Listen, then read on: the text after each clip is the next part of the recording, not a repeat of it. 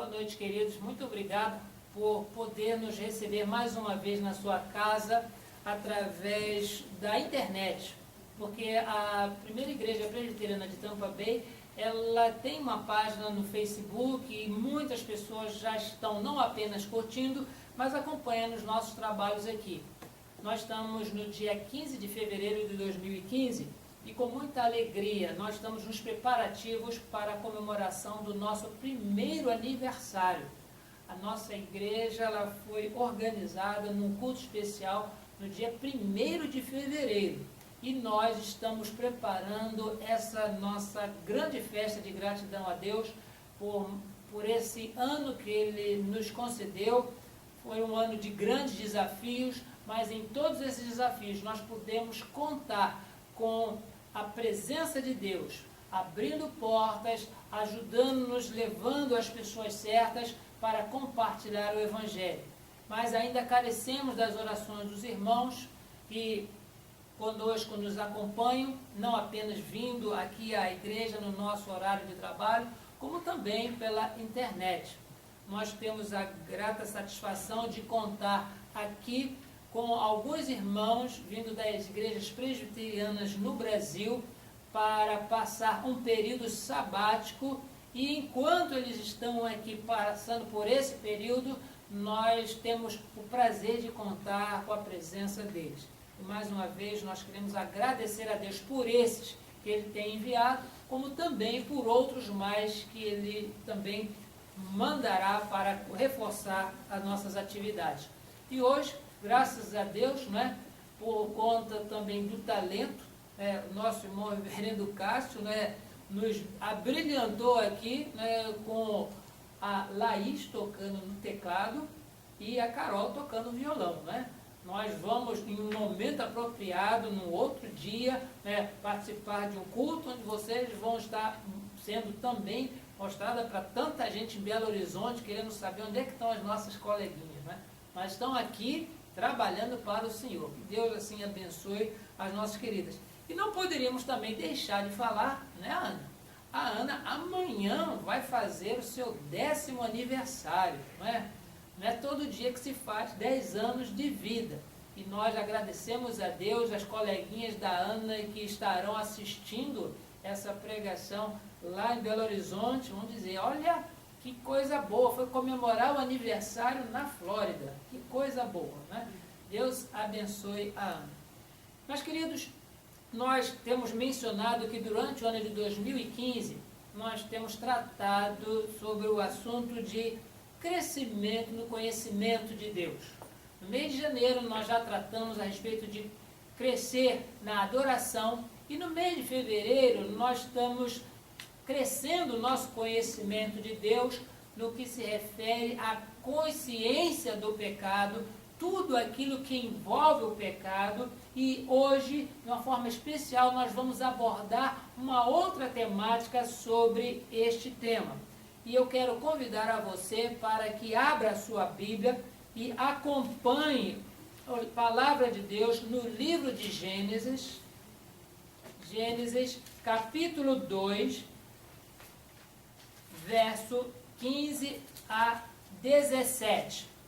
Nós também contamos com a presença de uma das nossas irmãs, membro da Igreja Presbiteriana Americana, conosco, e uma ou outra vez nós estaremos ajudando-a no nosso inglês.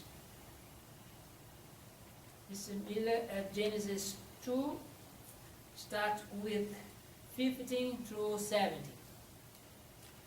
You want me to start at verse 15? Yes. Okay. The Lord God took the man and put him in the garden of Eden to work it and keep it.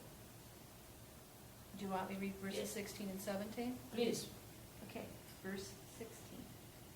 And the Lord God commanded the man, saying, You may surely eat of every tree of the garden.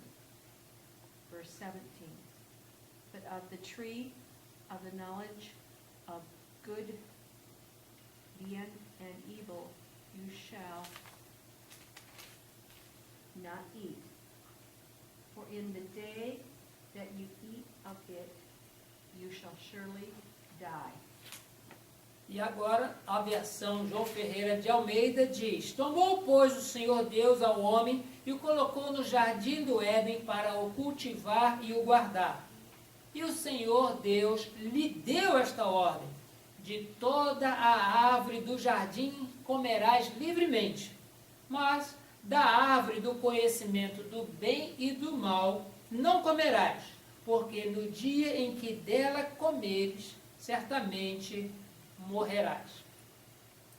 Nós temos acompanhado, irmãos, na nossa vida diária, eu tenho certeza até a nossa querida Ana, que vai fazer aniversário amanhã, não é? Ela sabe como nós que nada nessa vida é de graça. Tudo tem um preço.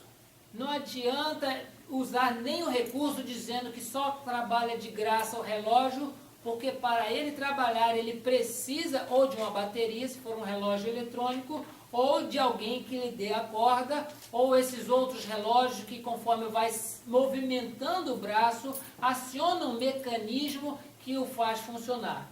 Nada nesta vida é de graça, e não seria também algo de graça a transgressão que os nossos primeiros pais cometeram no Éden.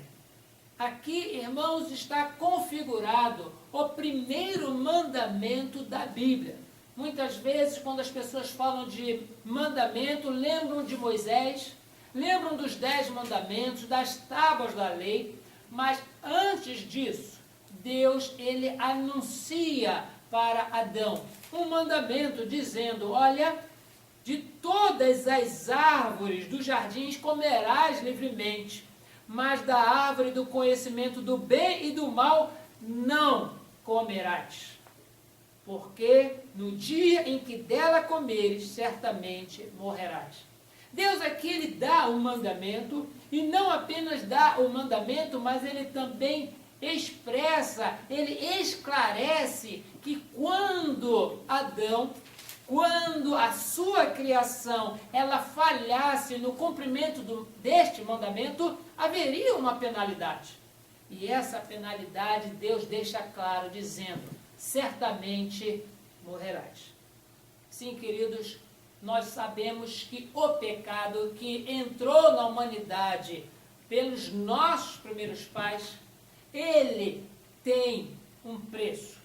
E esse preço chama-se penalidade. E nesta oportunidade nós vamos meditar a respeito da penalidade do pecado.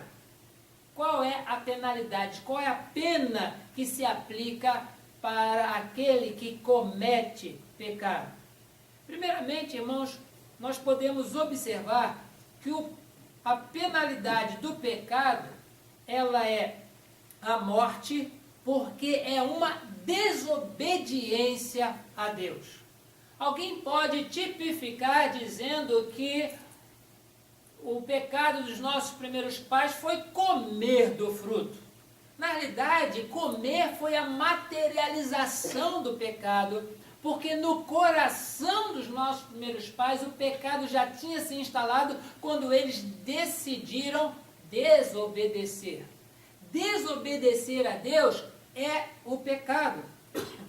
E este pecado, ele materializa-se nas nossas palavras, materializa-se nas nossas ações, materializa-se na forma como nós nos correspondemos nesse mundo. Sim, queridos, o verso 17 diz: mas da árvore do conhecimento do bem e do mal não comerás, porque no dia em que dela comeres, certamente morrerás. O profeta Ezequiel menciona que esta atividade da desobediência, ela leva à morte e é de responsabilidade pessoal. No livro de Ezequiel, capítulo 18, verso 4, nós lemos o seguinte: eis que todas as almas são minhas, como a alma do Pai, também a alma do Filho é minha. A alma que pecar, essa morrerá.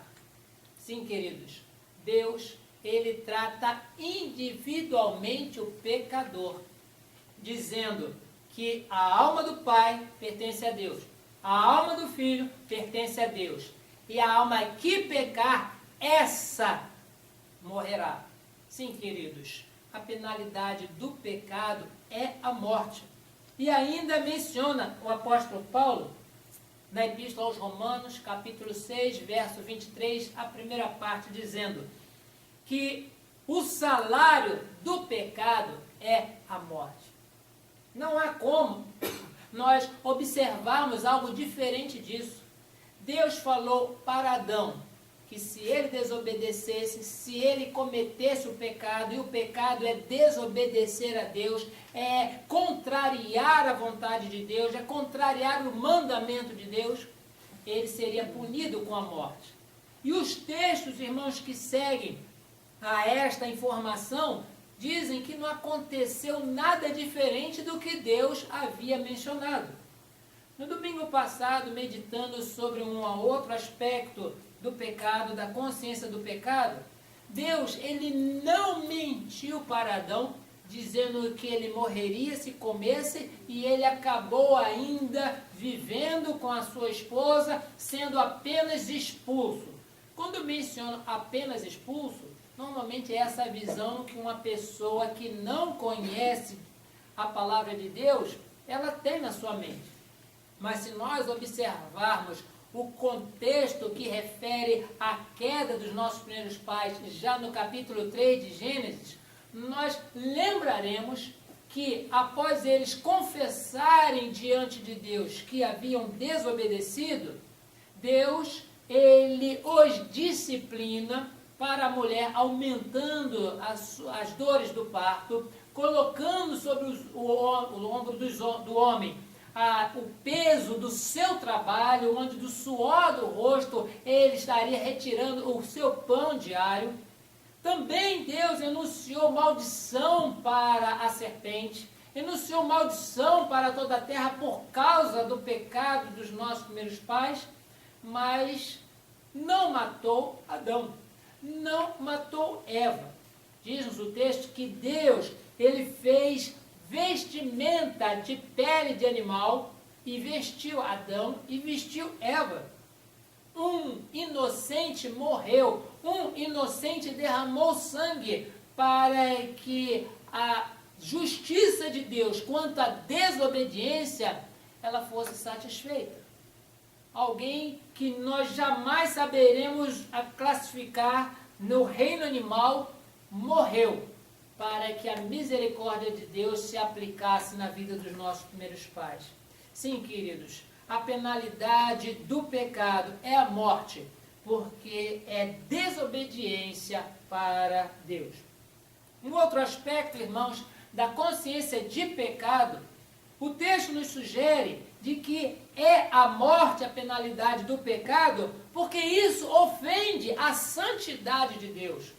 Não é só uma questão de desobediência, não é somente uma questão de não fazer o que Deus recomenda, mas diz-nos a Escritura que todo o pecado ofende a santidade de Deus, um Deus que é santo, um Deus que é puro, um Deus que é bom. Ele não coabita com aquele que é impuro, com aquele que é perverso, com aquele que é profano, com aquele que faz todas as coisas contrário à luz de Deus.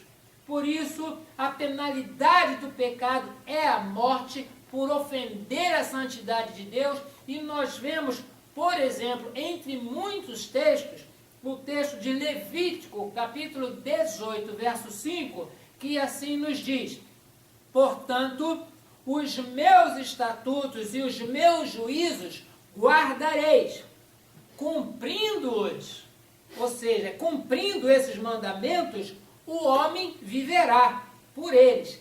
Eu sou o Senhor. Sim, queridos, Deus, ele sempre se mostrou ao povo como um Deus santo, e todo o pecado é uma ofensa à santidade de Deus. Por isso que quando o ser humano pecou, a primeira coisa que a sua consciência fez foi dizer: eu não posso estar na presença de Deus. No livro do Gênesis, quando Deus chamou Adão no meio do jardim, a viração ali da tarde, como que para conversar, para ver a Adão e Adão ter esse contato com Deus, Adão se escondeu. Adão e Eva, que já tinham feito vestimentas de folhas para esconder do casal, entre eles mesmos, a sua nudez, quando ouviram a voz do Senhor, se esconderam, porque não há compatibilidade, não há comunhão entre a santidade de Deus e a pecaminosidade do ser humano. Não há. E por isso, não havendo essa comunhão, a penalidade do pecado é a morte. Não há como uma pessoa viver no pecado diante de Deus. E diz-nos também o texto: portanto, os meus estatutos e os meus juízos guardareis. Cumprindo-os, o homem viverá por eles. Eu sou o Senhor. Ainda, irmãos, a palavra de Deus nos instrui de que a penalidade do pecado não apenas é uma desobediência, mas uma ofensa também à santidade de Deus, mas também porque o pecado traz a morte, não há nenhuma possibilidade de uma pessoa morta diante de Deus saldar a sua dívida. Imagine Deus considerar a todas as pessoas pecadoras que são mortas. Não estão diante de Deus em condições sequer de argumentar. Foi dentro desta ótica que o apóstolo Paulo, escrevendo a Epístola aos Efésios, no capítulo 2, começa já mencionando que Deus é Ele que dá vida aos seus escolhidos, estando esses seus escolhidos mortos nos seus delitos, mortos nos seus pecados. E o morto, queridos, não consegue de si mesmo pagar dívida alguma. Ele é incapaz até de se vestir, é incapaz de se calçar, é incapaz de se comunicar, de pedir perdão, ou até mesmo de se reconciliar, porque ele está morto. E a penalidade, irmãos, do pecado faz com que mortos jamais tenham condições de saldar a sua dívida para com Deus. Diz-nos o texto de Romanos 3, verso 23. Porque todos pecaram e carecem da glória de Deus. Todos pecaram, estão excluídos da presença de Deus. Todos pecaram, diante de Deus estão mortos. Mas, queridos, a penalidade do pecado não impede Deus de conceder vida àqueles a quem Ele quer, quando Ele quer, onde Ele quer, na situação que Ele assim quiser. Por isso, irmãos, mesmo com a penalidade do pecado voltada para nós pecadores, a Bíblia diz que o morto não paga dívidas, mas Jesus ofereceu-se a si mesmo no nosso lugar. O texto de Isaías 53, verso 3 e verso 6, verso 11 e verso 12, assim nos lembra o que Jesus Cristo, o único, o que andou nesta terra sem pecado, o que foi que Ele fez por nós, o único que pôde se apresentar como vivo diante do Pai, o que Ele fez em nosso lugar. Diz assim: mas Ele, referindo-se a Jesus, foi traspassado pelas nossas transgressões e moído pelas nossas iniquidades. O castigo que nos traz a paz estava sobre ele, e pelas suas pisaduras fomos sarados. Todos nós andávamos desgarrados como ovelhas, cada um se desviava pelo caminho, mas o Senhor fez cair sobre ele a iniquidade de todos nós. Verso 11. Ele verá, Jesus, o fruto do penoso trabalho de sua alma e ficará satisfeito. O meu servo, o justo, com o seu conhecimento, justificará a muitos, porque as iniquidades deles levará sobre si. Por isso, eu lhe darei muitos como a sua parte, e com os poderosos repartirá ele o despojo, porquanto derramou a sua alma na morte. Foi contado com os transgressores, contudo, levou sobre si o pecado de muitos, e pelos transgressores intercedeu. Eu louvo a Deus, queridos, que a consciência de pecado, ela me faz me sentir envergonhado diante de Deus. O pecado faz com que eu tenha vontade de me esconder da presença do Deus Santo. Mas, através de Cristo, aquele que pagou diante de Deus a minha dívida de pecado, Jesus pagou essa dívida a Deus pelo meu pecado. Hoje, nós podemos, pela fé em Cristo, dizer que voltamos a ter dívida, voltamos a ter vida, voltamos a viver diante de Deus, porque dívida não existe mais. Jesus morreu uma vez só, por todos os nossos pecados, pelos meus pecados passados, pelos nossos pecados presentes, pelos nossos pecados futuros. E a cada vez que nós nos vemos cometendo pecado, nós nos sentimos tristes, corremos à presença do Salvador, confessamos os nossos pecados. E a paz que nos invade diz: venham a mim, todos vós que estáis cansados e sobrecarregados, e eu vos aliviarei. Sim, queridos, nós, nos nossos pecados, nós temos alívio na nossa alma, porque sabemos que a penalidade que estava sobre nós, Jesus levou sobre si. A nossa orientação hoje, a nossa reflexão nesta noite, ela segue neste rumo. De que você saiba que sem Jesus, diante de Deus, você é uma pessoa morta. Diante de Deus, o que há sobre você é a ira de Deus. E somente confiando em Jesus, no seu sacrifício, no nosso lugar, é que nós obtemos vida. Nós saímos do campo da morte e agora adentramos no campo da vida. Porque Jesus, na cruz do Calvário, ele morreu no meu lugar, morreu no seu lugar. A penalidade do pecado, irmãos, já não está mais sobre aqueles que estão em Cristo Jesus. O apóstolo Paulo menciona isso no texto de Romanos, capítulo 5, verso 1. Justificados, pois, mediante a fé, temos paz com Deus, através de Jesus Cristo. Por isso, queridos, eu louvo ao Senhor por tudo aquilo que Ele fez. E a minha oração é que, na reflexão desse texto, você também tenha no seu coração a certeza de que Jesus, Ele pagou a sua dívida para com Deus. E agora, nenhuma condenação há para os que estão em Cristo Jesus. Que Deus, assim, abençoe a sua vida, como a cada um de nós aqui. E certamente, pela vontade de Deus, nós voltaremos a nos encontrar no próximo domingo. Que Deus assim te abençoe. Amém.